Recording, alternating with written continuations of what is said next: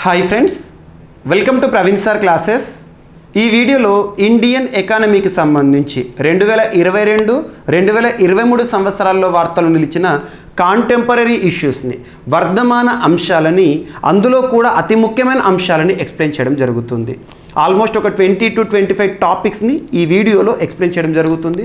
ఇప్పటి వరకు మన ఛానల్ని సబ్స్క్రైబ్ చేసుకొని అభ్యర్థులు ఎవరైనా ఉంటే ఈరోజే సబ్స్క్రైబ్ చేసుకోండి. పోటీ పరీక్షలకు ప్రిపేర్ అవుతున్న ప్రతి ఒక్క అభ్యర్థికి ఉపయుక్తంగా ఉండే సమాచారాన్ని, జనరల్ స్టడీస్కి సంబంధించిన మోస్ట్ ఇంపార్టెంట్ వీడియోస్ని మన ఛానల్ ద్వారా అందిస్తూనే ఉన్నాము. మన యూట్యూబ్ ఛానల్ ద్వారా షార్ట్స్ కానివ్వండి, కమ్యూనిటీలో పోస్ట్ చేసే ఆర్టికల్స్ కానివ్వండి, లేదా వెరీ ఇంపార్టెంట్ టాపిక్స్ ఉంటే లైవ్ సెషన్స్ తీసుకోవడం ద్వారా కానివ్వండి, లేదా అభ్యర్థికి ఉపయుక్తంగా ఉండే సమాచారాన్ని వీడియోల రూపంలో కానివ్వండి అందిస్తూనే ఉన్నాము. సో ఇప్పటి వరకు సబ్స్క్రైబ్ చేసుకొని వారు ఎవరైనా ఉంటే ఇప్పుడే సబ్స్క్రైబ్ చేసుకోండి. వీడియోని చివరి వరకు చూడండి. వీడియో కనుక నచ్చితే లైక్ చేయండి, మీ ఫ్రెండ్స్ అందరికీ షేర్ చేయండి. సో ఇప్పుడు మనం ఇండియన్ ఎకానమీకి సంబంధించి ఈ వీడియో పోటీ పరీక్షలకు ప్రిపేర్ అవుతున్న ఆంధ్రప్రదేశ్ అభ్యర్థులకు, తెలంగాణ రాష్ట్ర పోటీ పరీక్షలకు ప్రిపేర్ అవుతున్న అభ్యర్థులకు, దీంతోపాటు జాతీయ స్థాయిలో ప్రిపేర్ అవుతున్న అభ్యర్థులందరికీ కూడా యూస్ఫుల్ వీడియో. సో చూడండి.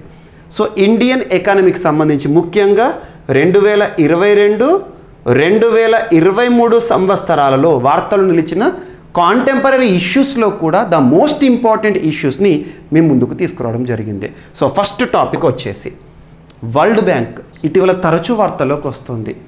తరచూ వార్తలు నిలుస్తున్న ఏ అంశానికి సంబంధించి అయినా పోటీ పరీక్షల్లో ఏ విధమైన ప్రశ్నైనా అడగబోయే అవకాశాలు ఉంటాయి. సో ఇటీవల తరచూ వరల్డ్ బ్యాంక్ వార్తల్లోకి వస్తుంది. ఏదైనా అంతర్జాతీయ సంస్థ వార్తల్లో నిలుస్తుంది, రెగ్యులర్గా రిపీటెడ్గా వార్తల్లోకి వస్తుంది అంటే అభ్యర్థులు ఖచ్చితంగా దాని యొక్క హెడ్ క్వార్టర్ చూడాలి. ఆ ఇంటర్నేషనల్ ఆర్గనైజేషన్ యొక్క ప్రధాన కేంద్రం హెడ్ క్వార్టర్ ఎక్కడ ఉందో చూడాలి. సో వరల్డ్ బ్యాంక్ యొక్క హెడ్ క్వార్టర్ ఎక్కడ ఉంది? వాషింగ్టన్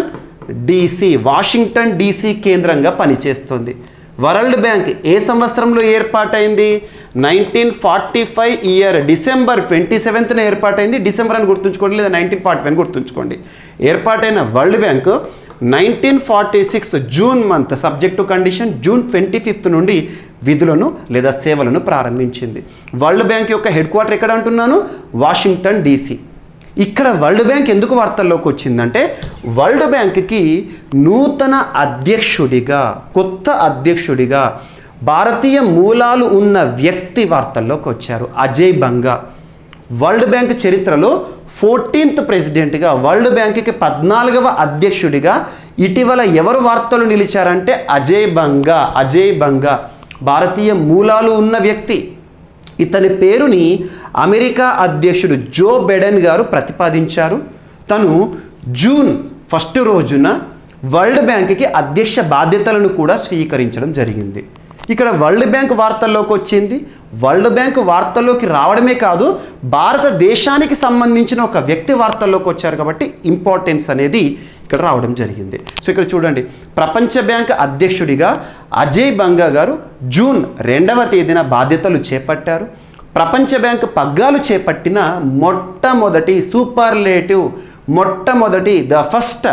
మొట్టమొదటి భారతీయ అమెరికన్గా 63 ఏళ్ల బంగా చరిత్ర సృష్టించారు. ప్రపంచ బ్యాంక్కి 14వ అధ్యక్షుడు. ఈ నెంబర్ ఇంపార్టెంట్. ఎగ్జామినేషన్లో స్టేట్మెంట్స్ రూపంలో అడుగుతారు. ఫస్ట్ స్టేట్మెంట్ ఇస్తారు ప్రపంచ బ్యాంక్ యొక్క ప్రధాన కేంద్రం అని. సెకండ్ స్టేట్మెంట్లో ఇస్తారు ప్రపంచ బ్యాంక్ ఎప్పుడు ఏర్పాటైందని చెప్పేసి. థర్డ్ స్టేట్మెంట్లో ఇస్తారు ఏ పర్సన్ వార్తల్లోకి వచ్చారని. ఫోర్త్ స్టేట్మెంట్ ఇస్తారు ప్రపంచ బ్యాంక్కి ఎన్నవ అధ్యక్షుడి కానీ. ఇలా స్టేట్మెంట్స్ రూపంలో క్వశ్చన్స్ అడుగుతున్నారు. ఇంకొక స్టేట్మెంట్ కూడా అడగవచ్చు. మరి ప్రపంచ బ్యాంకుకి అధ్యక్షుడిగా అజయ్ బంగా గారు జూన్ 1st వీక్లో వార్తల్లోకి వచ్చారు కదా. మరి గతంలో ఎవరి స్థానంలో ఇతను రావడం జరిగింది? అంతకుముందు అధ్యక్షుడు ఎవరు అంటే వరల్డ్ బ్యాంక్కి 13th ప్రెసిడెంట్ ఎవరు? అదొకటి ఇంపార్టెంట్. డేవిడ్ మాల్పాస్ స్థానంలో అధ్యక్షుడిగా అజయ్ బంగా గారు రావడం జరిగింది. ఇతని పేరుని ప్రతిపాదించిన వారు ఎవరంటే అమెరికా అధ్యక్షుడు జో బైడెన్ గారు. Very very important. సో చూడండి ఇక్కడ, ఓకేనా. So this is important. And world బ్యాంక్కి సంబంధించి రీసెంట్గా ఏమైనా రిపోర్ట్స్ వార్తల్లోకి వచ్చినా చూడండి. దాంతోపాటు భారతదేశంలో ఏవైనా అభివృద్ధి కార్యక్రమాల కోసం కానివ్వండి, లేదా భారతదేశంలోని ఏదైనా రాష్ట్రానికి సంబంధించి వరల్డ్ బ్యాంక్ నిధులు వార్తల్లోకి వస్తే వాటిపైన ప్రత్యేక శ్రద్ధ చూపండి. సో ఈసారి వరల్డ్ బ్యాంక్ గురించి ఖచ్చితంగా మనం ఒక క్వశ్చన్ని ఎక్స్పెక్ట్ చేయొచ్చు. ఓకేనా. సో ఇది వరల్డ్ బ్యాంక్. అండ్ సెకండ్ వచ్చేసి వృద్ధి రేటుకి సంబంధించి గ్రోత్ రేట్స్ గురించి తరచూ మనం వార్తల్లో చూస్తూ ఉంటాం. పలానా అంతర్జాతీయ సంస్థ భారతదేశం యొక్క వృద్ధి రేటుని, గ్రోత్ రేటుని, భారతదేశం యొక్క జీడిపి వృద్ధి రేటుని ఈ ఆర్థిక సంవత్సరంలో ఎంతగా అంచనా వేసింది, ఇలాంటి క్వశ్చన్స్ అడుగుతారు. అంచనాలపైన గ్రోత్ రేట్ ప్రెడిక్షన్స్ లేదా ఎస్టిమేట్స్ పైన క్వశ్చన్స్ అడుగుతారు. ఇక్కడ మనం అన్ని గ్రోత్ రేట్స్ చూద్దాము. కానీ ఇక్కడ ఇందాక వరల్డ్ బ్యాంక్ని మనం డిస్కస్ చేస్తాం కాబట్టి వరల్డ్ బ్యాంక్కి లింక్ చేస్తూ మరి ప్రపంచ బ్యాంకు భారతదేశం యొక్క ఆర్థిక వృద్ధి రేటుని, ఎకనామిక్ గ్రోత్ రేట్ని, జీడిపి వృద్ధి రేట్ని ప్రస్తుత ఆర్థిక సంవత్సరంలో ఎంతగా అంచనా వేసింది అంటారు. సో ఇక్కడ 6.3%. ఇక్కడ చూడండి, ప్రస్తుత ఆర్థిక సంవత్సరం అంటున్నాను, కరెంట్ ఫినాన్షియల్ ఇయర్. ఆర్థిక సంవత్సరం అనేది ఎప్పుడు ప్రారంభమవుతుంది అంటే ప్రతి సంవత్సరం ఏప్రిల్ 1వ తేదీన ప్రారంభమవుతుంది, మార్చ్ 31తో ముగుస్తుంది, మార్చి చివరితో ముగుస్తుంది, ఏప్రిల్ 1తో ప్రారంభమవుతుంది ప్రతి ఆర్థిక సంవత్సరం. ఇక్కడ గడిచిన ఆర్థిక సంవత్సరం అనే పదాన్ని కనుక మీరు విన్నారనుకోండి, ఇక్కడ ఏమని చెప్పొచ్చు, 2022, 2023, లేదంటే సింపుల్ వర్డ్స్లో ఎగ్జామినేషన్లో FY23 అంటారు. FY23 అంటే ఏంటంటే 2022, 2023 ఫినాన్షియల్ ఇయర్, అంటే 2022 ఏప్రిల్ 1 నుండి 2023 మార్చి చివరి వరకు. మరి ప్రస్తుత ఆర్థిక సంవత్సరం అంటే ఏంటిది, 2023 ఏప్రిల్ 1వ తేదీ నుండి 2024 మార్చి చివరి వరకు. దీన్ని ఏమంటాం, FY24 అంటాం. మరి FY24లో ప్రస్తుత ఆర్థిక సంవత్సరంలో భారతదేశం యొక్క వృద్ధి రేటు జీడిపి అంటే ఏంటి, గ్రాస్ డొమెస్టిక్ ప్రోడక్ట్. ఒక ఆర్థిక సంవత్సర కాలంలో ఒక దేశంలో ఉత్పత్తి అయిన అంతిమ వస్తు సేవల విలువనే జీడిపి అంటాము. The final value of all the goods and services that are produced within the boundaries of the particular country within the financial year. గుర్తుంచుకోండి, జీడిపి గ్రోత్ రేట్నే మనం వృద్ధి అంచనాలుగా చూస్తూ ఉంటాం. మరి ప్రపంచ బ్యాంక్ భారతదేశం యొక్క వృద్ధిని ఎంతగా అంచనా వేస్తుంది, ఎంతగా ఉండబోతుందని చెప్తుంది. ప్రస్తుత ఆర్థిక సంవత్సరం 2023, 2024లో లేదా FY24లో అంటే 6.3. గుర్తుంచుకోండి, ఎగ్జామినేషన్లో డైరెక్ట్ బిట్ అడుగుతారు. సో ప్రస్తుత ఆర్థిక సంవత్సరంలో భారతదేశం యొక్క వృద్ధి రేటు 6.3%కి పరిమితం కానుందని ప్రపంచ బ్యాంకు అంచనా వేసింది. ఆ సంస్థ ఇటీవల విడుదల చేసిన గ్లోబల్ ఎకనామిక్ ప్రాస్పెక్ట్స్ నివేదిక చూడండి. ప్రపంచ బ్యాంకు విడుదల చేసే నివేదికలు ఇంపార్టెంట్. గ్లోబల్ ఎకనామిక్ ప్రాస్పెక్ట్స్ నివేదికలో ఈ విషయాన్ని పేర్కొంది. 2023-24లో భారత వృద్ధి రేటు మరింత మందగించి 6.3%కి పరిమితం కానుందంట. జనవరిలో అంచనా వేసిన దానికంటే 0.3% తక్కువ. జనవరిలో ఇదే ప్రపంచ బ్యాంక్ ఎంత చెప్పింది, భారతదేశం యొక్క వృద్ధి రేటు 2023-24 ఎంత ఉంటుందని చెప్పిందంటే 6.6. ఇప్పుడు 0.3% తగ్గించారు, 6.3కి పరిమితం చేశారంట. ఇది గుర్తుంచుకోండి, ఓకేనా. సో ఈ విధంగా వృద్ధి రేట్లకి సంబంధించి ఈ గణాంకాలని గుర్తుంచుకోండి. అండ్ ఇక్కడ నేనేం చేస్తున్నానంటే లింక్ చేస్తున్నాను ఆల్మోస్ట్ ఒక 15 లేదా 10 to 15 ప్రెడిక్షన్స్. భారతదేశం యొక్క వృద్ధి రేటును ఏ సంస్థ ఎంతగా అంచనా వేస్తుందో ఇప్పుడు మనం చూద్దాము. సో ఇవన్నీ కూడా గుర్తుంచుకునే ప్రయత్నం చేయండి, లేదంటే ఎగ్జామినేషన్ పాయింట్ ఆఫ్ వ్యూలో గుర్తుపట్టే ప్రయత్నంలో ఉండండి, ఓకేనా. సో ఫిచ్ సంస్థ, ఫిచ్ అంటే అమెరికాకి సంబంధించిన సంస్థ, ఎకానమీ రిలేటెడ్ సంస్థ, భారతదేశం యొక్క వృద్ధి రేట్ని ఎంతగా అంచనా వేస్తుంది ప్రస్తుత ఆర్థిక సంవత్సరంలో అంటారు. 6.3%గా 2023-24 ఆర్థిక సంవత్సరంలో. And United nations department of economic and social affairs UNDESA ఐక్యరాజ్య సమితికి సంబంధించి అనుబంధంగా పనిచేస్తుంది. వీరు ప్రస్తుత ఆర్థిక సంవత్సరంలో 2023-2024 ఆర్థిక సంవత్సరంలో భారతదేశం యొక్క వృద్ధి ఎంతగా ఉంటుందని చెప్తున్నారంటే 6.7%గా ఉంటుందని చెప్తున్నారు. నెక్స్ట్ వచ్చేసి S&P గ్లోబల్ రేటింగ్స్ వారు, అమెరికాకి సంబంధించిన సంస్థ S&P రేటింగ్ వారు ఎంతగా అంచనా వేస్తున్నారంటే ప్రస్తుత ఆర్థిక సంవత్సరంలో 6%గా ఉంటుందంటున్నారు. 2024-25 నెక్స్ట్ ఫినాన్షియల్ ఇయర్ FY25లో 6.9గా ఉండబోతుందంటున్నారు. ఆ తర్వాత 2025లో కూడా 6.9%. నెక్స్ట్ 2026-2027లో ఎంతగా ఉంటుందని చెప్తున్నారు అంటే 7.1. వీళ్ళు చాలా అడ్వాన్స్డ్ ఎస్టిమేట్స్ ఇచ్చారు. ఎప్పటివరకు చూడండి, FY27 వరకు ఇచ్చారు. అండ్ నెక్స్ట్ వచ్చేసి గోల్డ్మెన్ సాక్స్ సంస్థ వారు భారతదేశం యొక్క వృద్ధి రేట్ని ఎంతగా అంచనా వేస్తున్నారంటే 6.3%. Next RBI reserve bank of India, భారతదేశంలో రెగ్యులేటరీ బాడీ ఆఫ్ బ్యాంక్స్, భారతదేశంలో బ్యాంకింగ్ వ్యవస్థను నియంత్రించేది, నిర్వహించేది ఎవరు అంటే RBI. భారతదేశంలో బ్యాంకులకే bank, supreme bank, apex bank, reserve bank of India. ఎంతగా ప్రిడిక్ట్ చేస్తున్నారు ప్రస్తుత ఆర్థిక సంవత్సరం అంటే 6.5%. మరి గడిచిన ఆర్థిక సంవత్సరానికి 7%. ఇండియన్ ఎకనామిక్ సర్వే గడిచిన ఆర్థిక సంవత్సరంలో భారతదేశం యొక్క వృద్ధి, భారతదేశం యొక్క ఆర్థిక వ్యవస్థ ఏ విధంగా ఉంది అని చెప్పేసి మనం ఫినాన్షియల్ ఇయర్లో లేదా ఎకనామిక్ సర్వేలో చూడడం జరుగుతుంది. ఆర్థిక సర్వే అనేది గడిచిన ఆర్థిక సంవత్సరానికి సంబంధించిన గణాంకాలు ఇస్తుంది. బడ్జెట్ అనేది రానున్న ఆర్థిక సంవత్సరానికి సంబంధించిన ఎస్టిమేట్స్ ఉంటాయి. ఓకేనా? సో ఇక్కడ ఎకనామిక్ సర్వే ఏ ఇయర్కి సంబంధించి 2022, 2023 ఫినాన్షియల్కి సంబంధించి ఎకనామిక్ సర్వే వారు ఏం చెప్తున్నారంటే 6 to 6.8% ఉండబోతోంది. ఏ సంవత్సరం ఉండబోతుందంట? 2023, 2024లో ఇంతగా ఉండబోతుందని చెప్తున్నారు. ఓకేనా? Next confederation of Indian industries, భారతదేశంలో పరిశ్రమల సమాఖ్య అంటాం. వారెంత చెప్తున్నారు ప్రస్తుత ఆర్థిక సంవత్సరంలో అంటే 6.5% నుండి 6.7%గా ఉండబోతుందని చెప్తున్నారు. నెక్స్ట్ వచ్చేసి వరల్డ్ బ్యాంక్, ఇందాక మనం చూసాం కదా 6.3%. SBI, state bank of India, భారతదేశంలో పబ్లిక్ సెక్టార్ బ్యాంకుల్లో ఒక బ్యాంక్, పెద్ద బ్యాంక్, 6.5%గా ఉంటుంది ప్రస్తుత ఆర్థిక సంవత్సరంలో అంటున్నారు. Organization for economic cooperation and development వారు వీరెంతగా ప్రెడిక్ట్ చేస్తున్నారంటే ప్రస్తుత ఆర్థిక సంవత్సరంలో 6%, గడిచిన ఆర్థిక సంవత్సరంలో 7.5%. అండ్ మూడీస్ సంస్థ వారు ప్రస్తుత ఆర్థిక సంవత్సరానికి గాను 6.5% ఉంటుందని చెప్తున్నారు. నెక్స్ట్ వచ్చేసి ఇంటర్నేషనల్ మానిటరీ ఫండ్, ఐఎంఎఫ్, అంతర్జాతీయ ద్రవ్యనిధి వారు 5.9%గా ఉండబోతోంది ప్రస్తుత ఆర్థిక సంవత్సరంలో అంటున్నారు. And ADB, Asian development bank, Asia అభివృద్ధి బ్యాంక్ వారు ఎంత చెప్తున్నారంటే ప్రస్తుత ఆర్థిక సంవత్సరానికి 6.4%. And UNCTAD, United nations conference on trade and development సంస్థ వారు, ఐక్యరాజ్య సమితికి అనుబంధ సంస్థ, వీరేం చెప్తున్నారు 2023లో 6%గా, 2022లో గడిచిన ఆర్థిక సంవత్సరంలో 6.6%గా ఉంటుందట. మోర్గన్ స్టాన్లీ సంస్థ వారు 6.2%గా ఉండబోతుంది అంటున్నారు ప్రస్తుత ఆర్థిక సంవత్సరంలో 2023, 2024కి గాను. సో ఇవన్నీ కూడా 1కి 2 సార్లు, 2కి 4 సార్లు చూడండి, ఎగ్జామినేషన్లో ఐడెంటిఫై చేయండి, సరిపోతుంది. ఆల్మోస్ట్ అన్నీ కూడా 6 to 7 అరౌండ్లో ఉంటాయి. ఓకేనా? అంతకంటే తక్కువ ఉండేటి ఏమైనా ఉంటే కొంత హైలైట్ చేసుకోండి. ఓకేనా? అండ్ నెక్స్ట్ వచ్చేసేసి మరొక ప్రిడిక్షన్, భారతదేశం యొక్క ఆర్థిక వ్యవస్థ ఎంతగా ఉండబోతోందని చెప్పేసి ఎర్నెస్ట్ అండ్ యంగ్ సంస్థ వారు చెప్తున్నారు. ఎర్నెస్ట్ అండ్ యంగ్ అంటాం. ఎర్నెస్ట్ అండ్ యంగ్ అనే సంస్థ లండన్ కేంద్రంగా పనిచేస్తున్న ఆర్థిక వ్యవహారాలకు సంబంధించిన సంస్థ. వీరేమని చెప్తున్నారంటే 2047 సంవత్సరం నాటికి 2047 అంటే ఏంటిది? ప్రత్యేకత ఏంటిది? భారతదేశానికి స్వాతంత్రం వచ్చి 100 సంవత్సరాల శుభముహూర్తాన, అంటే 100 సంవత్సరాలు, ఇప్పుడు మనం ఆజాదీకి అమృత్ మహోత్సవ్ 75 ఇయర్స్ కంప్లీట్ అయిపోయింది కదా. 100 సంవత్సరాల చరిత్రలో భారతదేశం యొక్క ఆర్థిక వ్యవస్థ 2047లో భారతదేశం యొక్క ఆర్థిక వ్యవస్థ పరిమాణం ఏ విధంగా ఉండబోతుందని చెప్తున్నారు ఎర్నెస్ట్ అండ్ యంగ్. అంటే అప్పటికి మన భారతదేశం యొక్క ఆర్థిక పరిమాణం అంట $26 ట్రిలియన్ ఉండబోతుందట. $26 ట్రిలియన్ ఆర్థిక వ్యవస్థగా మారబోతోంది భారతదేశం అని చెప్పేసి ఎర్నెస్ట్ అండ్ యంగ్ వారు ప్రెడిక్ట్ చేస్తున్నారు, అంచనా వేస్తున్నారు.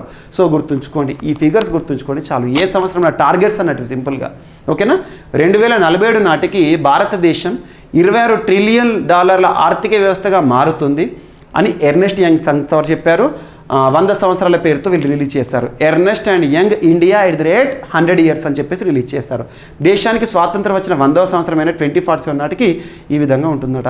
తలసరి ఆదాయం విషయానికి వస్తే $15,000కి పెరుగుతుందని అంచనా వేయబడింది. తద్వారా దేశాన్ని అభివృద్ధి చెందిన ఆర్థిక వ్యవస్థగా గుర్తించవచ్చట. ప్రస్తుతం అభివృద్ధి చెందుతున్న దేశం, developing country, India is developing country అని మనం చిన్ననాటి నుండి చూస్తున్నాం. కానీ 2047 నాటికి ఇండియా ఈజ్ డెవలప్డ్ కంట్రీ అని మనం చూడబోతున్నాం అంట. కారణం ఏంటంటే తలసరి పర్ క్యాపిటా ఇన్కమ్ లెవెల్స్ కూడా పెరగబోతున్నాయి అంట. అదెంత? ఈ ఫిగర్ గుర్తుంచుకోండి. అండ్ నెక్స్ట్ వచ్చేసి ఆర్బీఐ ఉత్కర్ష, ఆర్బీఐకి సంబంధించిన ఇనిషియేటివ్స్ చూడండి. ఇప్పుడంతా మనం బ్యాంకింగ్ వ్యవస్థకు సంబంధించి, ఆర్థిక వ్యవస్థకు సంబంధించి చూస్తున్న ప్రెడిక్షన్స్ అవి ఇవి. ఆర్బీఐ భారతదేశంలో బ్యాంకులకే బ్యాంక్. ఆర్బీఐ యాక్ట్ ఏ సంవత్సరం అంటే 1934 గుర్తుంచుకోండి. ఆర్బీఐ వారు రీసెంట్గా ఏ ఇనిషియేటివ్స్తో వార్తలు పిలిచారో అందులో ఒకటి ఆర్బీఐ ఉత్కర్ష్ 2.0 అంటే సెకండ్ ఎడిషన్. మరి 1.0 ఎప్పుడు అంటే 2019 నుండి 2022 వరకు, 2019 నుండి 2022 వరకు ఆర్బీఐ ఉత్కర్ష్ 1.0 అంటే ఆర్బీఐ ఉత్కర్ష్ ఫస్ట్ ఎడిషన్ అన్నట్టు. దేనికి సంబంధించింది ఇది? మనకి ఆర్బీఐకి సంబంధించిన వ్యూహ ప్రణాళిక, నిర్దిష్ట మైలురాళ్ళు ఏవైతే ఉంటాయో, అచీవ్ చేయాల్సిన మైల్ స్టోన్స్ ఏవైతే ఉంటాయో, ఆర్బీఐకి సంబంధించిన టార్గెట్స్ ఏవైతే ఉంటాయో వాటి సాధించడానికి ఒక వ్యూహ ప్రణాళిక, ఆర్బీఐకి సంబంధించిన ఒక ప్లానింగ్ అన్నట్టు.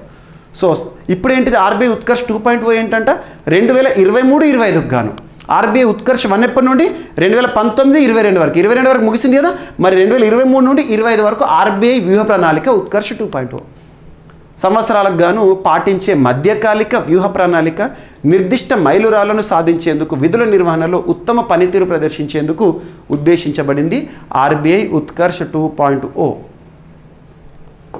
నెక్స్ట్ వచ్చేసేసి ఆర్బీఐ వారు ఇటీవల తీసుకొచ్చిన కొన్ని అవగాహన కార్యక్రమాలు, ప్రత్యేక ప్రచార కార్యక్రమాలు, అవేర్నెస్ ప్రోగ్రామ్స్. అందులో ఒకటి most important Har payment digital. Har payment digital అంటే ఏంటిది?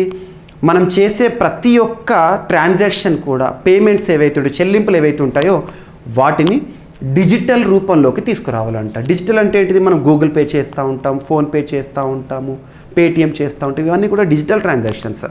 హర్ పేమెంట్ డిజిటల్ ఏమవుతుందంటే మనం చెల్లించే ప్రతి రూపాయి కూడా భారత నిఘా వ్యవస్థలోకి వస్తుంది, అంటే పన్ను పరిధిలోకి వస్తుంది. బ్లాక్ మనీ అంటే ఏంటిది? పన్ను చెల్లించని డబ్బులు ఏవైతే ఉంటాయో, ధనం ఏదైతే బ్లాక్ మనీ, ట్యాక్స్ కట్టని ఇన్కమ్లు లేదా ట్యాక్స్ కట్టని డబ్బుని మనం బ్లాక్ మనీ అంటాం కదా, ఇప్పుడు ట్యాక్స్ పరిధిలోకి వస్తాయి అన్నట్టు అన్నీ కూడా.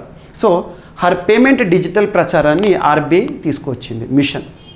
సో ఇటువంటి ఎగ్జామ్లు అడుగుతారు. ఇటీవల ఆర్బీఐ వారు ఏ పేరుతో ప్రచార కార్యక్రమాన్ని నిర్వహించారు? డిజిటల్ పేమెంట్స్ని భారతదేశంలో అవగాహన కల్పించడానికి అంటారు. ఇక్కడ రకరకాల పేర్లు ఇస్తారు. సో ఓకేనా.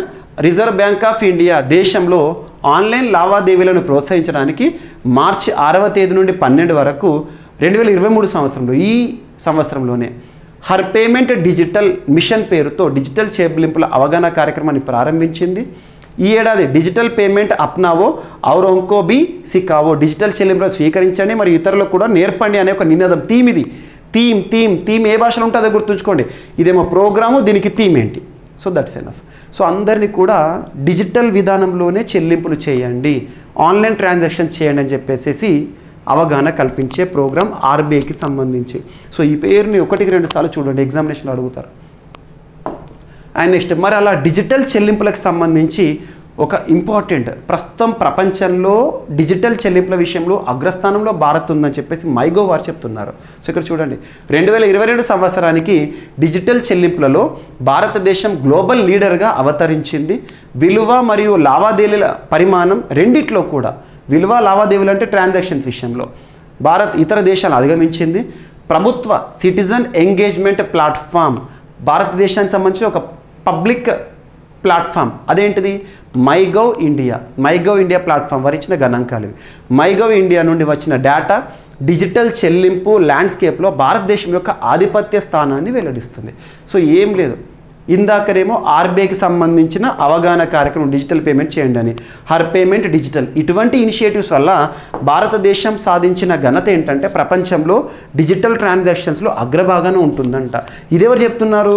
ప్రభుత్వానికి సంబంధించి మైగవ్ ఇండియా వారు, పోర్టల్ వారు చెప్తున్నారు. ఇటువంటి లింక్ చేసుకోండి, లింక్ టాపిక్స్ అన్ని ఒక దగ్గర చేరుస్తున్నాను నేను. అండ్ ఇంకొక మైల్ స్టోన్ కూడా మనం రీచ్ అయినాం. UPI, unified payments interface, national payments corporation of India ఉంటుంది భారతదేశంలో, ఆన్లైన్ ట్రాన్సాక్షన్ సంబంధించిన నిర్వహణ సంస్థ. భారతదేశంలో యూపీఐ మనం సొంతంగా అభివృద్ధి చేసుకున్న, పూర్తి స్వదేశీ పరిజ్ఞానంతో తయారు చేసుకున్న ఆన్లైన్ ప్లాట్ఫామ్ అనుకోవచ్చు. యూనిఫైడ్ పేమెంట్స్ ఇంటర్ఫేస్, మనకు ఆన్లైన్ జీపే కానీ ఫోన్పే కానీ ఇవన్నీ కూడా యూపీఐ ఆధారంగానే పనిచేస్తూ ఉంటాయి. మరి అలాంటి యూపీఐ అంటే డిజిటల్ ట్రాన్సాక్షన్ విషయంలో భారత ఆర్థిక వ్యవస్థ ఒక మైల్ స్టోన్ని రీచ్ అయింది. అదేంటంటే యూపీఐ కొత్త రికార్డు సృష్టించింది. మొదటిసారి 10 లక్షల కోట్ల రూపాయల మార్క్ ఆన్లైన్ ట్రాన్సాక్షన్స్ ద్వారా జరిగిందంట. 10 లక్షల కోట్ల రూపాయల ట్రాన్సాక్షన్స్ ఒక సింగిల్ ఇయర్లో. సో చూడండి, డిజిటల్ లావాదేవీల్లో కీలక పాత్ర పోషిస్తున్న యూనిఫైడ్ పేమెంట్స్ ఇంటర్ఫేస్ మరొక కొత్త రికార్డును నెలకొల్పింది. యూపీఐ ద్వారా చేసిన లావాదేవీల విలువ గత మే నెల ఎప్పుడు మనకి 2022 మే మంత్లో, 2022 మే మంత్లో, ఇది 2022 మే మంత్లో 10 లక్షల కోట్లు దాటాయి సింగిల్ మంత్లో. యూపీఐ అందుబాటులోకి వచ్చినప్పటి నుంచి ఒక నెలలో ఇంత మొత్తంలో లావాదేవీలు జరగడం తొలిసారి. యూపీఐ కానీ లేదా జిఎస్టీ కానీ ఎవ్రీ మంత్ చూస్తూ ఉంటాం, ఎవ్రీ మంత్కి సంబంధించి చూస్తూ ఉంటాం. జిఎస్టీ కానీ యూపీఐ ట్రాన్సాక్షన్ సంబంధించి గణాంకాలు కానివ్వండి. సో ఒక మంత్లో, సింగిల్ మంత్ 2022లో 10 లక్షల కోట్ల రూపాయల ఆన్లైన్ ట్రాన్సాక్షన్ జరగడం అనేది రికార్డు. సో ఇక్కడ మీకు ఇందాక జిఎస్టీ అని చెప్పాను కాబట్టి జిఎస్టీకి సంబంధించి కూడా ఇక్కడ ఒక పాయింట్ని మీకు ఇక్కడ జోడిస్తాను. సో ఈ టాపిక్ మనకి అయిపోయింది. ఇప్పుడు జిఎస్టీకి సంబంధించి చూద్దాము. So GST goods and services ట్యాక్స్కి సంబంధించి ఇది కూడా contemporary issues, most important. GST అనేది భారతదేశంలో ఒక పరోక్ష పన్ను ఇండైరెక్ట్ ట్యాక్స్ మరియు వాల్యూ యాడెడ్ ట్యాక్స్ అంటాం. విలువ ఆధారిత పన్ను, విలువను జోడించడం ద్వారా పన్ను అనేది మనం చూడడం జరుగుతుంది. భారతదేశంలో జిఎస్టీని ఒక పరోక్ష పన్నుగా అమలు చేయడానికి ఒక బిల్ అనేది important. 122nd constitutional amendment bill, భారత రాజ్యాంగ సవరణ బిల్లు సంఖ్య 122. బిల్లుని పార్లమెంట్లో ప్రవేశపెట్టడం జరిగింది. పార్లమెంట్ ఆమోదించింది 2016 సంవత్సరంలో 101వ రాజ్యాంగ సవరణ చట్టం. 101వ రాజ్యాంగ సవరణ చట్టం ద్వారా భారతదేశంలోనే అత్యున్నత చట్టమైన రాజ్యాంగంలో ఆర్టికల్ 279A ప్రకరణం జోడించడం జరిగింది. 279A ఏం చెప్తుంది అంటే జిఎస్టీ కౌన్సిల్ గురించి చెప్తుంది. జిఎస్టీ కౌన్సిల్ అనే ప్రస్తుతం భారతదేశంలో ఒక రాజ్యాంగబద్ధ సంస్థ, కాన్స్టిట్యూషనల్ బాడీ. అండ్ ఇక్కడ చూడండి 122nd కాన్స్టిట్యూషన్ అమెండ్మెంట్ బిల్. అప్పుడు మరి జిఎస్టీ బిల్లుని పార్లమెంట్లో ప్రవేశపెట్టినప్పుడు ఆర్థిక శాఖ మంత్రి ఎవరు? ఎందుకంటే జిఎస్టీ అంటేనే మనకు పన్ను అంటే ఆటోమేటిక్గా ఆర్థిక మంత్రిత్వ శాఖ వ్యవహారాల్లోకి వస్తుంది. అప్పుడు అరుణ్ జైట్లీ గారు ఆర్థిక శాఖ మంత్రిగా ఉన్నారు. జిఎస్టీకి సంబంధించిన ప్రక్రియ జరిగినప్పుడు మొత్తం కూడా మరి జిఎస్టీ బిల్లుని ఆమోదించడం ద్వారా చట్టంగా మారింది కదా జిఎస్టీ యాక్ట్ 2016. మరి రాజ్యాంగ సవరణ ఈ బిల్లుని ఆమోదించడం జరిగింది పార్లమెంట్. మరి అప్పుడు రాష్ట్రపతి ఎవరు? భారతదేశంలో రాష్ట్రపతి ఎవరంటే ప్రణబ్ ముఖర్జీ. జిఎస్టీ బిల్లుకి రాష్ట్రాల యొక్క ఆమోదం కూడా కావాలి. మరి జిఎస్టీ బిల్లుని ఆమోదించిన మొట్టమొదటి రాష్ట్రం ఏదంటే అస్సాం రాష్ట్రం. గుర్తుంచుకోండి, అస్సాం రాష్ట్రం. మరియు జిఎస్టీ బిల్లుని ప్రపంచంలో ప్రవేశపెట్టిన మొట్టమొదటి దేశం ఏదంటే ఫ్రాన్స్. జిఎస్టీని లేదా జిఎస్టీ గూడ్స్ అండ్ సర్వీసెస్ ట్యాక్స్ని ప్రపంచంలో ప్రవేశపెట్టిన మొట్టమొదటి దేశం ఏదంటే ఫ్రాన్స్. భారతదేశంలో జిఎస్టీకి సంబంధించి 2016లో రాజ్యాంగ సవరణ జరిగింది కదా. 2017లో జిఎస్టీ అమల్లోకి రావడం జరిగింది. జిఎస్టీ అమల్లోకి వచ్చిన సంవత్సరం ఎప్పుడంటే 2017 జూలై 1వ తేదీ. అందుకే ప్రతి ఏటా కూడా జూలై 1ని జిఎస్టీ డేగా మనం నిర్వహించుకుంటాం. గూడ్స్ అండ్ సర్వీసెస్ ట్యాక్స్ డేగా నిర్వహించుకుంటాం. జిఎస్టీని అమల్లోకి తీసుకొచ్చినప్పుడు భారత ప్రభుత్వం ప్రచారకర్తగా, అంబాసిడర్గా అమితాబ్ బచ్చన్ గారిని నియమించడం జరిగింది. అమితాబ్ బచ్చన్ గారిని. మరి జిఎస్టీ కౌన్సిల్కి ఎక్స్ అఫిషియో హెడ్గా ఎవరు విధులు నిర్వర్తిస్తారంటే finance minister, union finance minister, కేంద్ర ఆర్థిక శాఖ మంత్రి అధికార రీత్యా విధులు నిర్వర్తిస్తారు. అండ్ నెక్స్ట్ వచ్చేసి ప్రస్తుతం భారతదేశంలో జిఎస్టీ స్లాబ్స్ ఎన్ని ఉన్నాయంటే 0%, 5%, 12%, 18%, 28%. సో కామన్ మ్యాన్ కనీస అవసరాలు ఏవైతే ఉంటాయో, మినిమం అమ్యూనిటీస్ ఏవైతే ఉంటాయో తక్కువ పన్ను పరిధిలోకి వస్తాయి. లగ్జరీ ఐటమ్స్ అన్నీ కూడా ఎక్కువ పన్ను పరిధిలోకి వస్తాయి. ఇవన్నీ గుర్తుంచుకోండి. మరి ఇక్కడ జిఎస్టీ గురించి స్టాటిక్ డేటా చెప్పాను కాబట్టి జిఎస్టీకి సంబంధించిన కాంటెంపరీ డేటా ఏంటంటే భారతదేశంలో జిఎస్టీ ఎప్పుడు అమల్లోకి వచ్చిందన్నాను 2017 జూలై 1. అప్పటి నుండి ప్రతి నెల కూడా జిఎస్టీ వసూళ్లు ఎంత మొత్తంలో చేయడం జరిగింది భారత ప్రభుత్వం అని చెప్పేసి జిఎస్టీ వసూలు. ఎగ్జాంపుల్ ఇప్పుడు మనం ఏ మంత్లో ఉన్నాం? జూలై 2023లో ఉన్నాం. జూలై 2023 6 years అయిపోయింది జిఎస్టీ వచ్చి. మరి గడిచిన మంత్ అంటే ఏంటి? జూన్ నెలని ఆధారంగా జూన్ నెలలో జిఎస్టీ రూపంలో ఎంత మొత్తంలో ప్రభుత్వానికి వసూళ్ళు అయినాయి అని చెప్పేసి జూలై 1 రోజున ఆర్థిక మంత్రిత్వ శాఖ వారు గణాంకాలు విడుదల చేస్తూ ఉంటారు అన్నట్టు. అలా ఇప్పటి వరకు జిఎస్టీ చరిత్రలోనే highest GST collections for single మంత్గా ఏది వచ్చింది అంటే ఏప్రిల్ 2023. ప్రస్తుతం మనం ఆర్థిక సంవత్సరం FY24లో ఉన్నాం కదా, 2023-2024 ఆర్థిక సంవత్సరం ఉన్నాం కదా. ఆర్థిక సంవత్సరం యొక్క మొదటి నెల ఏప్రిల్ మంత్కి 1.87 lakh crores 1.87 లక్షల కోట్ల రూపాయలు సింగిల్ మంత్లో ఒక్క నెలలో జిఎస్టీ వసూళ్లు నమోదైనాయి అంట. సో ఈ గణాంకాలు ఆర్థిక మంత్రిత్వ శాఖ వారు చెప్పారు కాబట్టి ఈ పాయింట్ గుర్తుంచుకోండి. దీనికి స్టాటిక్ డేటా జిఎస్టీ మొత్తాన్ని కూడా మీకు చెప్పడం జరిగింది. సో అలా ఎవ్రీ మంత్ కూడా మనం యూపీఐ పేమెంట్స్ ఏ విధంగా ఉన్నాయి, national payments corporation of India వారు ఏం చెప్తున్నా చూడాలి. అలా సింగిల్ మంత్లో లాస్ట్ మే మంత్లో యూపీఐ పేమెంట్స్ వచ్చేసి ఒక్క సింగిల్ మంత్లో 10 లక్షల కోట్ల రూపాయల మార్కు దాటిందంట. సో ఇదొకటి గుర్తుంచుకోండి. అండ్ జిఎస్టీకి సంబంధించి కూడా ఇదొకటి గుర్తుంచుకోండి. ఇవన్నీ కూడా అచీవ్మెంట్స్, ఇండియాలో సాధిస్తున్న ఆర్థిక వ్యవస్థలో మనం సాధిస్తున్న అచీవ్మెంట్స్. ఓకేనా. అండ్ నెక్స్ట్ వచ్చేసేసి నోట్ల రద్దు. నోట్ల రద్దు అంటేనే మనకి ఏ సంవత్సరం తీసుకుంటాం మనం? 2016 నవంబర్ మంత్. నోట్ల రద్దు భారత ప్రధాని నరేంద్ర మోదీ గారు తీసుకున్న రీఫార్మ్స్లో జిఎస్టీ అమల్లోకి వచ్చినప్పుడు, దేశంలో అమల్లోకి వచ్చినప్పుడు మన భారత ప్రధానిగా నరేంద్ర మోదీ గారు ఉన్నారు. భారత ప్రధాని నరేంద్ర మోదీ గారి హయాంలో నోట్ల రద్దు ప్రక్రియ అనేది మనం చూసాము. మరి నోట్ల రద్దుకి సంబంధించి సుప్రీంకోర్టు ఇచ్చిన తీర్పు ఏంటో చూద్దాము. పెద్ద నోట్లను రద్దు చేస్తూ కేంద్ర ప్రభుత్వం 2016లో తీసుకున్న నిర్ణయం సరైందేనని సుప్రీంకోర్టు పేర్కొంది. కొంతమంది అడిగారు, నోట్ల రద్దు నిర్ణయం అనేది ఆర్బీఐ చేయాలి, ప్రభుత్వం ఎలా చేస్తుంది, ప్రధానమంత్రి ఎలా ప్రకటిస్తారు, ఇది కరెక్ట్ కాదు అని చెప్పేసి చాలా కేసులు పడ్డాయి. అందులో సుప్రీంకోర్టు విచారించారు, రాజ్యాంగ ధర్మాసనం విచారించారు. అందులో తీర్పు ఏమని చెప్పారంటే నోట్ల రద్దు అనేది సరైంది అని చెప్పారు. ఎవరైతే వ్యతిరేకించారో ఒక్క న్యాయమూర్తి పేరు మాత్రం గుర్తుంచుకోవాలి. ఇక్కడ ప్రభుత్వం తీసుకున్న చర్యల వల్ల వచ్చిన ఫలితం ఆధారంగా నోట్ల రద్దు విషయాన్ని తప్పు పట్టలేమని సుప్రీంకోర్టు తెలిపింది. రిజర్వ్ బ్యాంకు కేంద్ర ప్రభుత్వం మధ్య 6 నెలల పాటు సంప్రదింపులు జరిగిన తర్వాత నోట్ల రద్దు నిర్ణయం వెలువడిందని తెలిపింది. ఇందులో చట్టపరమైన లేదా రాజ్యాంగపరమైన తప్పిదాలు ఏమీ దొరకలేదని జస్టిస్ నజీర్ నేతృత్వంలోని 5 సభ్యుల ధర్మాసనం 4-1 తేడాతో మెజారిటీతో తీర్పునివ్వడం జరిగింది. అందులో ఈ తీర్పును వ్యతిరేకించిన వారు ఎవరు? ఒక్కరంటారు, జస్టిస్ బివి నాగరత్న వారు మాత్రం విభేదించారు. గుర్తుంచుకోండి, పెద్ద నోట్ల రద్దును చేసే ఏదైతే ఉంటుందో దాని నిర్ణయం చట్టవిరుద్ధమని నాగరత్న వారు మాత్రం చెప్పడం జరిగింది. నాగరత్న ప్రెడిక్షన్ ప్రకారం 2027లో భారతదేశంలో సుప్రీంకోర్టుకి ప్రధాన న్యాయమూర్తి కాబోతున్న మొట్టమొదటి మహిళ. ఓకేనా. ఇప్పటివరకు సుప్రీంకోర్టులో మొట్టమొదటి న్యాయమూర్తి ఎవరంటే ఫాతిమా బీవి పేరు మనం వింటూ ఉంటాం, కానీ న్యాయమూర్తి ఇక నేను ప్రధాన న్యాయమూర్తి కాబోతున్నాను. ఈ పాయింట్ గుర్తుంచుకోండి. పెద్ద నోట్ల రద్దు అనేది సరైనదే అని సుప్రీంకోర్టు తీర్పిచ్చింది 4:1 తేడాతో. అంటే 4 ఎస్ అన్నారు, 1 వద్దు అన్నారు, వ్యతిరేకం అని చెప్పారు. గుర్తుంచుకోండి. And next FDI, foreign direct investment, విదేశీ ప్రత్యక్ష పెట్టుబడులు.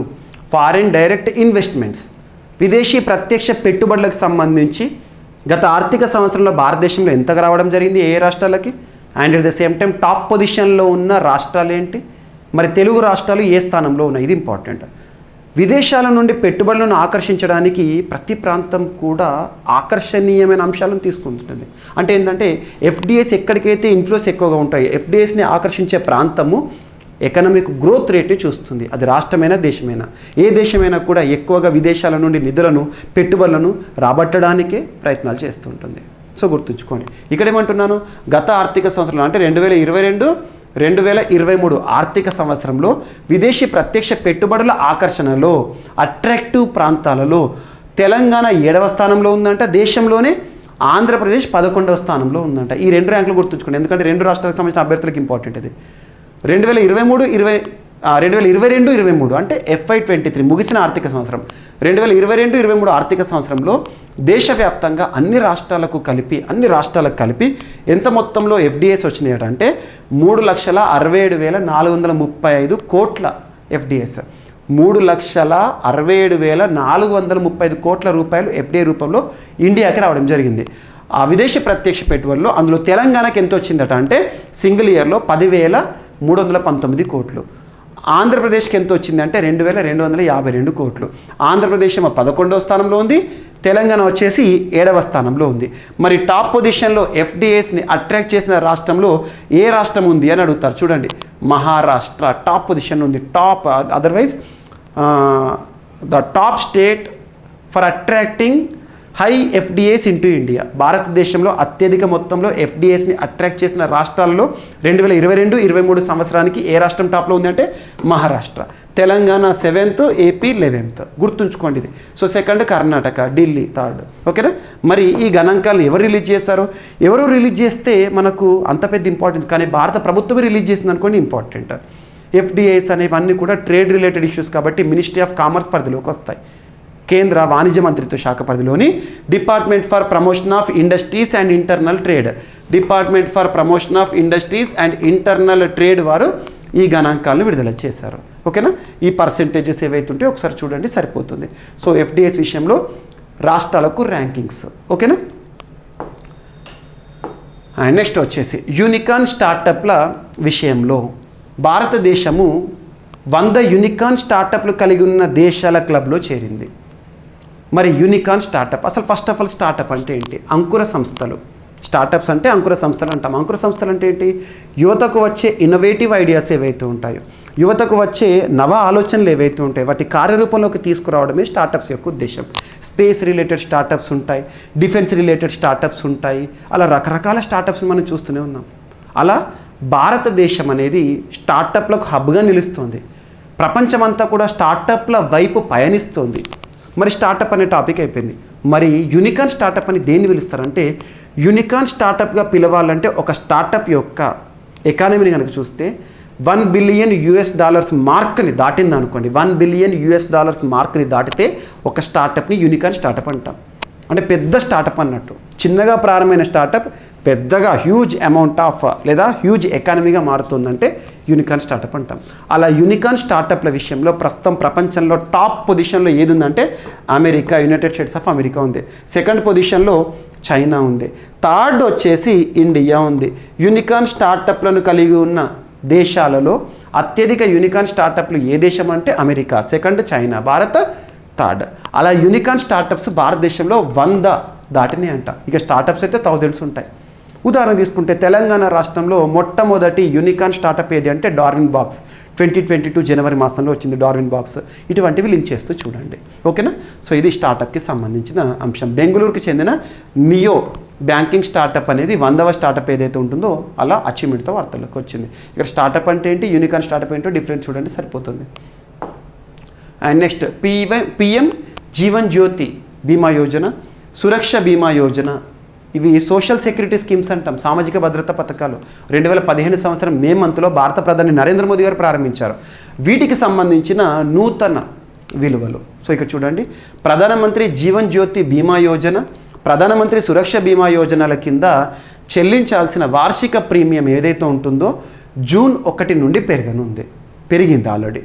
ఈ రెండు పథకాలు దీర్ఘకాలంగా ఎదుర్కొంటున్న ప్రతికూలతలను దృష్టిలో ఉంచుకొని జీవన్ జ్యోతి బీమా యోజన ప్రీమియంనేమో 330 నుంచి 436 రూపాయలకు పెంచారు. జూన్ మాసం నుండి అమల్లోకి వచ్చింది. అండ్ నెక్స్ట్ సురక్ష యోజన ప్రీమియంని 12 రూపాయల నుంచి 20 రూపాయలకు పెంచారు. ఎంత నుంచి ఎంతకు పెంచారు, దట్స్ ఎనఫ్. ఓకేనా? అంత 330 నుంచేమో 436కి. ఏ ప్రోగ్రామ్ని?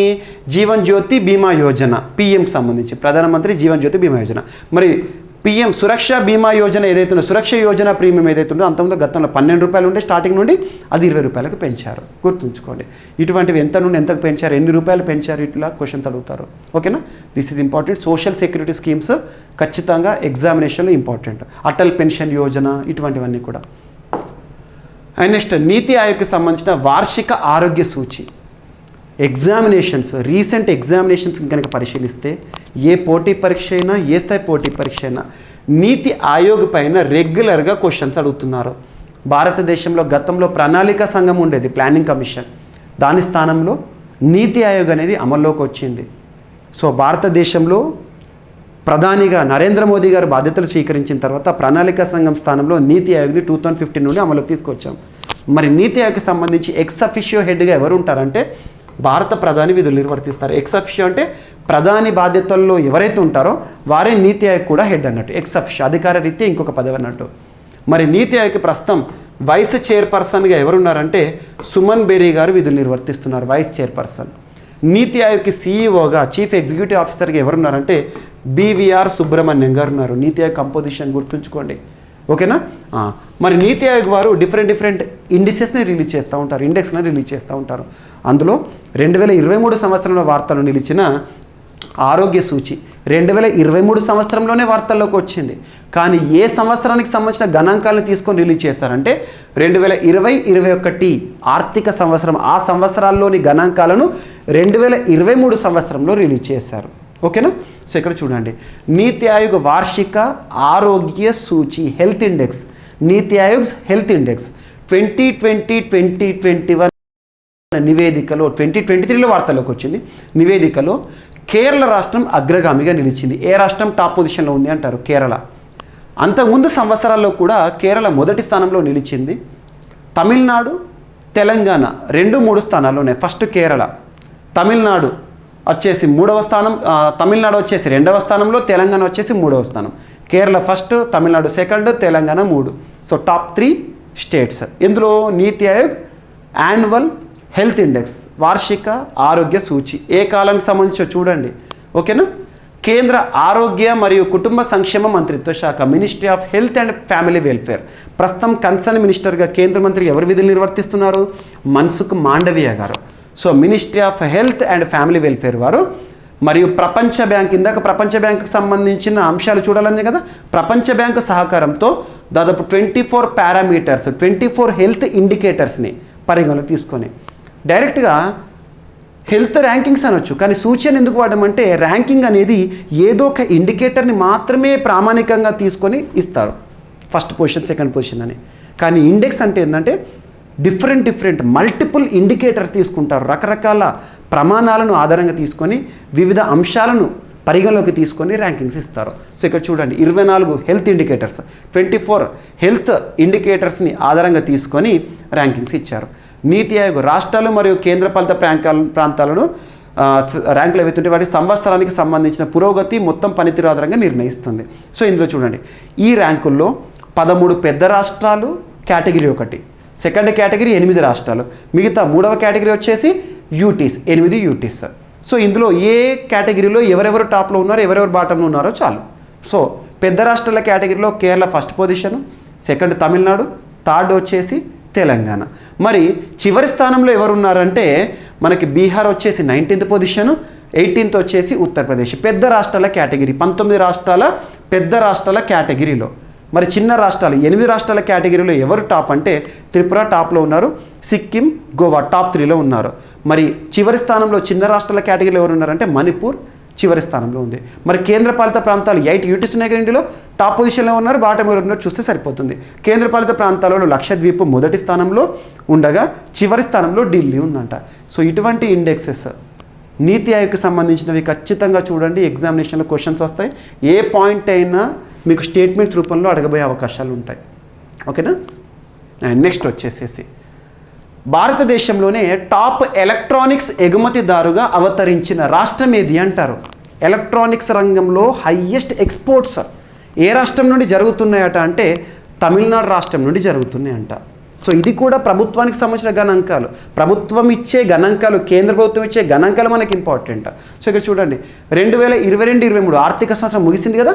సో ఆర్థిక సంవత్సరం ముగిసింది కాబట్టి అంటే మార్చి 2023లో ముగిసిన ఆర్థిక సంవత్సరాన్ని పరిగణలోకి తీసుకుంటే భారత ప్రభుత్వం విడుదల చేసిన యూనియన్ గవర్నమెంట్ రిలీజ్ చేసింది ఎగుమతి గణాంకాల ప్రకారము తమిళనాడు భారతదేశంలో టాప్ పొజిషన్లో నిలిచింది. ఇందులో ఎలక్ట్రానిక్ వస్తువుల ఎగుమతిదారుగా మొదటి స్థానంలో నిలిచింది, హైయెస్ట్ జరుగుతున్నాయంట, అవతరించింది. ఈ ఎగుమతుల విలువ దాదాపు $5.37 బిలియన్ అంట.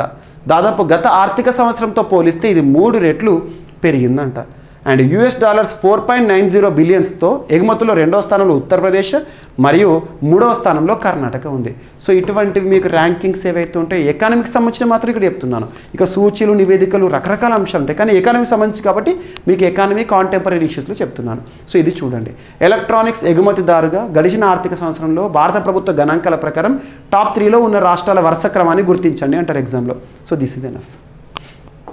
అండ్ నెక్స్ట్ వచ్చేసి పేదరికంపై భారత్ సాధించిన విజయం అని చెప్పేసి ప్రపంచ బ్యాంకు వారు and at the same time ప్రపంచ బ్యాంకు వారు అఫీషియల్గా సహకారం అందించిన కొన్ని గణాంకాలను తీసుకున్నారు. కానీ ఇక్కడ యునైటెడ్ నేషన్స్ డెవలప్మెంట్ ప్రోగ్రామ్ వారు ఒక నివేదికను ఇవ్వడం జరిగింది. పేదరికం భారతదేశంలో అద్భుతంగా తగ్గుతుందంట. ఏ దేశంలో అయితే పేదరికం తగ్గుతుందో మనం ప్రశంసించాల్సిందే. సో ఇక్కడ చూడండి, పేదరికంపై భారత్ విజయం సాధించిందట. గత 15 ఏళ్లలో గణనీయ స్థాయిలో పేదలు తగ్గుతున్నారు అంటే పేదరికం తగ్గినట్టే. సో చూడండి, ప్రపంచంలో అత్యధిక జనాభా కలిగిన దేశాల్లో ఒకటైన భారత్ పేదరికంపై విజయం సాధించడంలో ముందు స్థానంలో ఉందని ఐక్యరాజ్య సమితి ప్రశంసించింది. యునైటెడ్ నేషన్స్ ఆర్గనైజేషన్ వారు భారత్లో 2005-2006 సంవత్సరాల నుంచి 2019-21 దాకా దాదాపు 15 సంవత్సరాల్లో ఏకంగా ఎన్ని కోట్ల మంది పేదరికం నుండి బయటపడ్డారని గణాంకాలు చెప్తున్నాయి అంటారు. సో 41.5 కోట్ల మంది పేదరికం నుంచి బయటపడ్డారంట పావర్టీ నుండి బయటికి వచ్చారంట. అని ఎవరు చెప్తున్నారు? యునైటెడ్ నేషన్స్ డెవలప్మెంట్ ప్రోగ్రామ్, ఐక్యరాజ్య సమితికి సంబంధించిన అనుబంధ సంస్థలు గణాంకాలు విడుదల చేస్తే అవి ఎగ్జామ్లో ఇంపార్టెంట్. సో ఇక్కడ యుఎన్డిపి వారు చెప్తున్నారు. యుఎన్డిపి హెడ్ క్వార్టర్ ఇక్కడ న్యూయార్క్. మనకు ప్రతి సంవత్సరం హ్యూమన్ డెవలప్మెంట్ ఇండెక్స్ అని చెప్పేసి విడుదల చేస్తూ ఉంటుంది కదా, ఆ సంస్థే. ఓకేనా? ఇది. అండ్ ఈ సంస్థ ఎవరి నుండి సహకారం తీసుకుందట అంటే యూనివర్సిటీ ఆఫ్ ఆక్స్ఫర్డ్తో కలిసి ఏ నివేదికను విడుదల చేశారంటే గ్లోబల్ మల్టీ డైమెన్షనల్ పావర్టీ ఇండెక్స్ని విడుదల చేశారు. అందులో ఈ గణాంకాలు వచ్చినాయి, తాజాగా వెల్లడించింది. గత 15 ఏళ్లలో పేదరికాన్ని అంతం చేయడంలో భారత్ సహా 25 దేశాలు మెరుగైన ఫలితాలు సాధించాయని ఈ నివేదికలో పేర్కొంది యుఎన్డిపి. ఈ జాబితాలో Cambodia, China, Congo, Honduras, Indonesia, Morocco, Serbia, Vietnam తదితర దేశాలు కూడా ఉన్నాయని చెప్పడం జరిగింది. ఇండియాలో 2005-06లో 55.1% మంది పేదలుగా ఉండగా 2019-21 నాటికి వారి సంఖ్య 16.4% తగ్గిపోయిందంట. అతిపెద్ద జనాభా కలిగిన భారతదేశంలో పేదరికం గణనీయంగా తగ్గుముఖం పట్టిందంట. సో 15 ఏళ్లలో ఏ సంవత్సరం ఏ విధంగా తగ్గిందని చెప్పేసి గణాంకాలు ఇచ్చారు. సో ఇటువంటివి పేదరికం తగ్గుతుంది అంటే మన ప్రభుత్వం తీసుకునే చర్యలు అద్భుతంగా ఉన్నాయని కూడా చెప్పుకోవచ్చు. సో ఇదొకటి. సస్టైనబుల్ డెవలప్మెంట్ గోల్స్ ఉంటాయి మీకు, సుస్థిర అభివృద్ధి లక్ష్యాలు 17 గోల్స్ ఐక్యరాజ్య సమితి వారు ప్రతిపాదించారు. ప్రపంచంలో ప్రతి దేశం 2015 నుండి 2030 మధ్యకాలంలో సాధించాల్సిన లక్ష్యాల్లో పేదరిక నిర్మూలన కూడా ఉంటుంది. అందులో ఇదొకటి అద్భుతంగా మనకు ఇక్కడ ఊహించవచ్చు. ఓకేనా? ఈ గణాంకాలు గుర్తుంచుకోండి సరిపోతుంది. ఏ కాలం నుండి ఏ కాలం వరకు ఎవరు నివేదికలు విడుదల చేశారు, ఎవరి సహకారంతో, దట్స్ ఎనఫ్. అండ్ నెక్స్ట్ వచ్చేసి భారత్లో 2023లో భారత్ నుంచి 6500 మంది సంపన్నులు అంటే ఏంటి? రిచ్ పీపుల్ వలస వెళ్ళిపోతున్నారంట. మరి అలా వలస వెళ్తున్నవారు ప్రపంచంలో అత్యధికంగా సంపన్నుల వలస విషయంలో ఏ దేశం టాప్లో ఉంది అంటే చైనా నుండి దాదాపు అరౌండ్ 13,500 పీపుల్, సంపన్నులు, రిచ్ పర్సన్స్ ఆ దేశాన్ని విడిచి వెళ్ళనున్నారంట 2023లో. మరి ఇలా ప్రపంచంలో ప్రతి దేశం నుండి సంపన్నులు వెళ్ళిపోతున్నారు కదా, ఆ వెళ్ళిపోతున్న సంపన్నులను అట్రాక్ట్ చేయడంలో మొదటి స్థానంలో ఏది ఉందంటే యుఏఈలోని దుబాయ్ ఉంది. యునైటెడ్ అరబ్ ఎమిరేట్స్లోని ఒక ఎమిరేట్ దుబాయ్ ఉంది. గుర్తుంచుకోండి. భారత్ నుంచి ఈ ఏడాది ప్రస్తుత సంవత్సరం 6500 మంది సంపన్నులు విదేశాలకు వలస వెళ్ళే అవకాశం ఉందని ఎవరు చెప్తున్నారు? హెన్లీ అండ్ పార్ట్నర్స్ అనే సంస్థ. హెన్లీ అండ్ పార్ట్నర్స్ అనే సంస్థ ఎక్కడ ప్రధాన కేంద్రం ఉంది? లండన్. హెన్లీ పాస్పోర్ట్ ఇండెక్స్ అని చెప్పేసి విడుదల చేస్తూ ఉంది కదా వారు. హెన్లీ ప్రైవేట్ మైగ్రేషన్ రిపోర్ట్ని రిలీజ్ చేసింది, 2023 రిపోర్ట్ని రిలీజ్ చేసింది. ఈ వివరాలను వెల్లడించింది. ప్రపంచవ్యాప్తంగా పెట్టుబడులు, సంపన్నుల కదలికలను హెన్లీ అండ్ పార్ట్నర్ సంస్థ విశ్లేషించి ఈ నివేదికను తయారు చేసింది. $10 లక్షల, గుర్తుంచుకోండి, $10 లక్షల అంతకంటే ఎక్కువ పెట్టుబడులు పెట్టేవారిని రిచ్ పీపుల్, సంపన్నులుగా వీళ్ళు పరిగణలోకి తీసుకున్నారు. సంపన్నులను కోల్పోతున్న దేశాల జాబితాలో మొదటి స్థానంలో ఏది ఉందంటే చైనా ఉంది, రెండవ స్థానంలో ఏదంటే ఇండియా. సంపన్నులను కోల్పోతున్న దేశాల జాబితాలో ఈ ఏడాది చైనా ముందు వరుసలో నిలవంది. 2023లో చైనా నుంచి 13,500 మంది వలస వెళ్తారని అంచనా. తర్వాతి స్థానంలో భారత్ ఉన్నప్పటికీ గతేడాదితో పోలిస్తే ఈ సంఖ్య మాత్రం తగ్గుతోంది. గతేడాదిలో భారత్ నుంచి 7,500 మంది సంపన్నులు వలస వెళ్ళారంట. ఓకేనా? వెళ్ళే వారిలో ఎక్కువగా అట్రాక్ట్ చేసిన ప్రాంతం ఏదంటే దుబాయ్, నెక్స్ట్ సింగపూర్ దేశాలకు వలస వెళ్తున్నారంట. సో ఇటువంటివి ఎకానమీ పైన ఇంపాక్ట్ చూపిస్తాయి. ఓకేనా? నెక్స్ట్ వచ్చే 5 ఏళ్లలో నికరంగా అంటే నెట్వర్త్ 1.4 crore పీపుల్ ఉపాధిని కోల్పోతారంట. వచ్చే 5 ఏళ్లలో, కమింగ్ 5 ఇయర్స్లో ఎంతమంది ఉపాధిలను లేదా కొలువులను కోల్పోతారని చెప్పేసి గణాంకాలు విడుదల చేశారు. ఎవరు విడుదల చేశారు? ఫ్యూచర్ ఆఫ్ జాబ్స్ అనే ఒక రిపోర్ట్ వచ్చింది. దేని కారణంగా అంటే ఆర్టిఫిషియల్ ఇంటెలిజెన్స్ కారణంగా, కృత్రిమ మీద.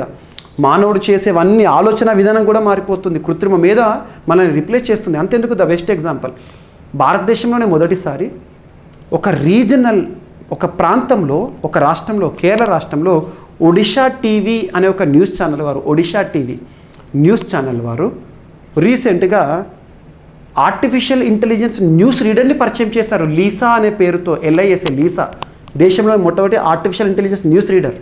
సో అలాంటి వారు వచ్చిందనుకోండి, ఇప్పుడు న్యూస్ రీడర్ అంటే మనం వెళ్ళేసి న్యూస్ చదవడం ఇలా ఉంటారు సెలెక్టెడ్ పీపుల్. కానీ ఇప్పుడు ఆర్టిఫిషియల్ ఇంటెలిజెన్స్ ఆధారంగా న్యూస్ రీడర్స్ కూడా మనం సృష్టిస్తున్నామంటే ఆటోమేటిక్గా కొలువులకి ఎంతైనా కూడా మనకి ఇక్కడ లోటు అనేది ఏర్పడుతుంది. సో ఇలాంటివి వరల్డ్ ఎకనామిక్ ఫోరం వారు, ప్రపంచ ఆర్థిక వేదిక వారు ఒక నివేదికను విడుదల చేశారు. ఆ నివేదిక పేరు ఏంటంటే ఫ్యూచర్ ఆఫ్ జాబ్స్, భవిష్యత్తులో ఉపాధి ఏ విధంగా ఉంటుందని. అందులో ఆర్టిఫిషియల్ ఇంటెలిజెన్స్ కారణంగా 2.6 కోట్ల మంది ఉద్యోగాలకు ఎసరంట ఫ్యూచర్ ఆఫ్ జాబ్స్ నివేదిక ఇచ్చింది. వచ్చే 5 ఏళ్లలో ఉద్యోగాల సృష్టిలో భారీ తగ్గుదల నమోదవుతుందని వరల్డ్ ఎకనామిక్ ఫోరం అంచనా వేసింది. కొత్తగా 6.9 కోట్ల ఉద్యోగాల సృష్టి జరగగా ఏకంగా 8.3 కోట్ల ఉద్యోగాలు కనుమరుగు అవుతాయని పేర్కొంది.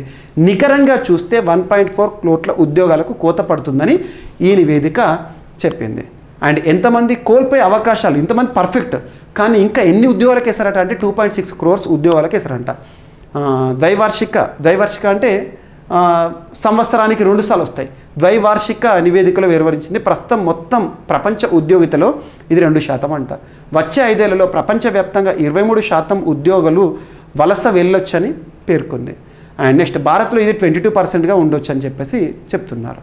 సో ఇది గుర్తుంచుకోండి. ఫ్యూచర్ ఆఫ్ జాబ్స్ నివేదికను ఎవరు విడుదల చేశారు, ఎంతమంది దేని కారణంగా ఉద్యోగ అవకాశాలు కోల్పోతున్నారు, దిస్ ఈజ్ ఇంపార్టెంట్.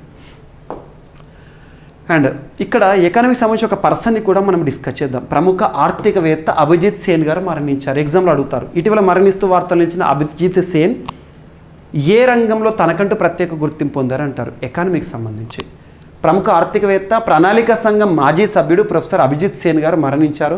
గ్రామీణ ఆర్థిక వ్యవస్థ విషయంలో దేశంలోని అగ్రగామి నిపుణుల్లో సేన్ ఒకరు. ఆక్స్ఫర్డ్, కేంబ్రిడ్జ్, ఢిల్లీలోని జవహర్లాల్ నెహ్రూ యూనివర్సిటీలో అభిజిత్ సేన్ గారు దశాబ్దాల పాటు అర్థశాస్త్రాన్ని బోధించారు.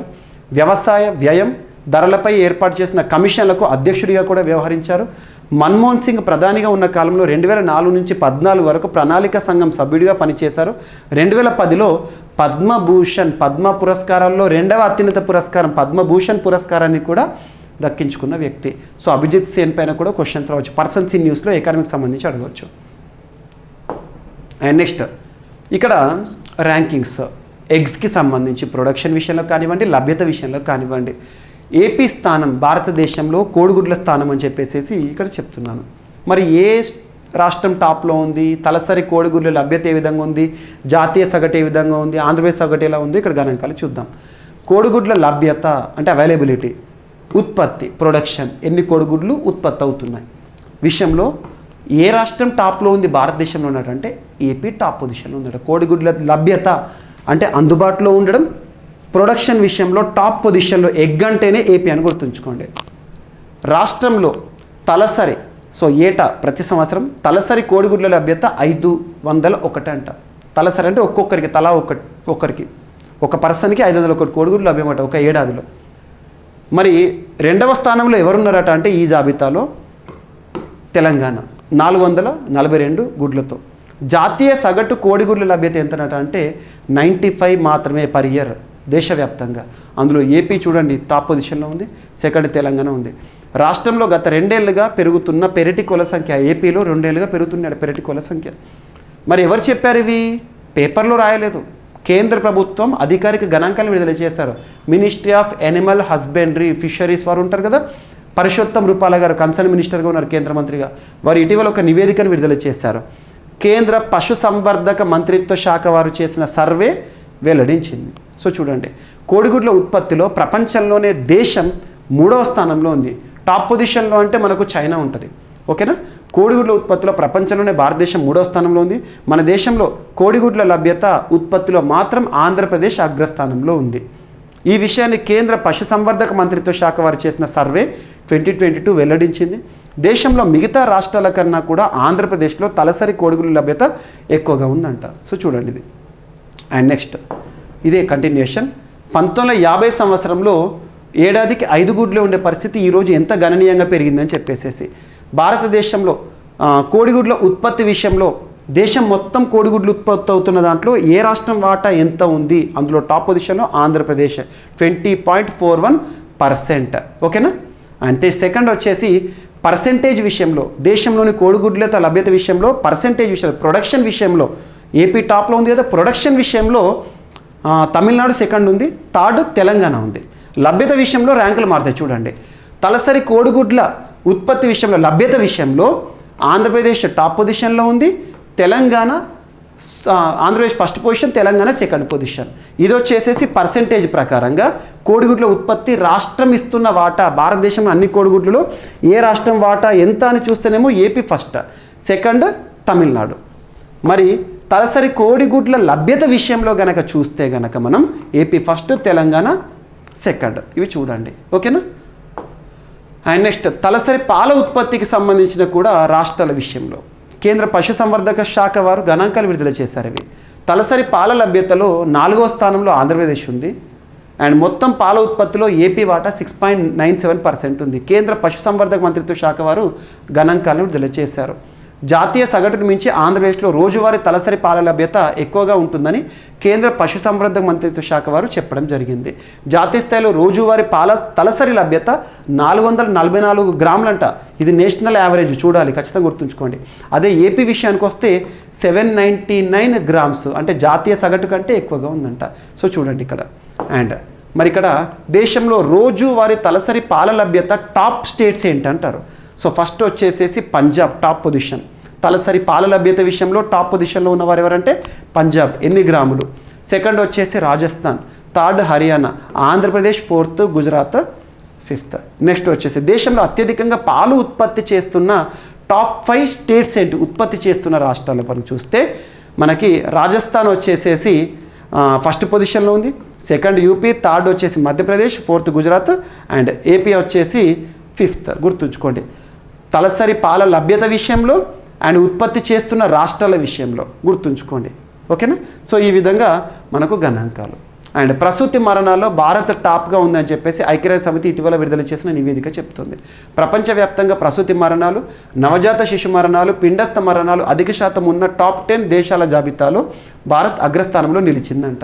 ఇటీవల కేప్టౌన్ వేదిక జరిగిన అంతర్జాతీయ ప్రసూతి నవజాత శిశు ఆరోగ్య సదస్సు సందర్భంగా చెప్పడం జరిగింది. ఈ గణాంకాలపైన క్వశ్చన్స్ రాకపోవచ్చు, కానీ ప్రసూతి మరణాలు ఏవైతే ఉంటాయో అంటే డెలివరీ సమయంలో మరణించడం, తల్లి మరణించడం, ఇటువంటివి మ్యాటర్నల్ మోర్టాలిటీ అంటాం, వాటి విషయంలో భారత్ టాప్లో ఉందంటారు. ఇది అంత పెద్ద సిగ్నిఫికెన్స్ అనేది, బట్ అడగవచ్చు మీకు కొన్ని సొసైటీ రిలేటెడ్గా కూడా క్వశ్చన్స్ పనిచేస్తాయి. ఓకేనా. సో ఇవి మీకు ఎకానమీకి సంబంధించిన కొన్ని అతి ముఖ్యమైన అంశాలను డిస్కస్ చేశాను. మళ్ళీ ఎట్ అన్ అప్రోప్రియేట్ టైం ఇంకా కొన్ని important economy related topics, example మీకు యూనియన్ బడ్జెట్ కానివ్వండి, ఎకనామిక్ సర్వే కానివ్వండి, తెలంగాణ ఎకానమీ కానీ, ఏపీ ఎకానమీ కానీ, ఇటువంటివి ఇంపార్టెన్స్ ఉంటాయి.